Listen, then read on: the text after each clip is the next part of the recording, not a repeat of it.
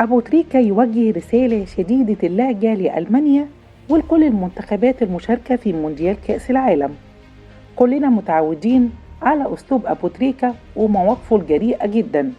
من أسبوع لما السعودية كسبت الأرجنتين طلع بعد الماتش قال: النهاردة علم السعودية يحلق عاليا، وما أجمل أن لا إله إلا الله محمد رسول الله تكون دايما في المقدمة. بعدها بيوم واحد لعيبة ألمانيا خلال الصورة الجماعية قبل ماتشهم مع اليابان حطوا إيديهم على بقهم في إشارة إن قطر كاتمة صوتهم في دعم المثلية، ووزارة الداخلية الألمانية خبت شارة دعم المثلية وظهرتها هي في المدرجات.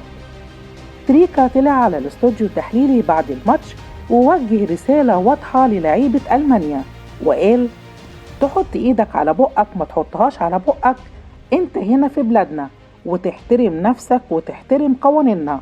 ووجه رسالة لوزارة الداخلية إنها أول حد المفروض يلتزم بالقانون مش يتحايل عليه بتفاهة.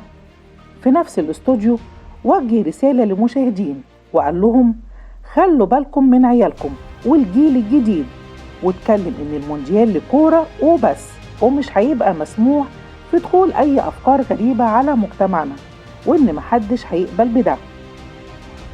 في ماتش الأوروغواي والبرتغال اقتحم مشجع الملعب بعلم المثلية، وأبو تريكة في نهاية الاستوديو التحليلي ما فوتش الموضوع وقال: بالنسبة للشخص اللي اقتحم الملعب أتمنى الأمن ما يتسهلش والقانون يتطبق، وأعتقد من حقهم على الأقل منعوا من حضور أي مباراة قادمة في المونديال.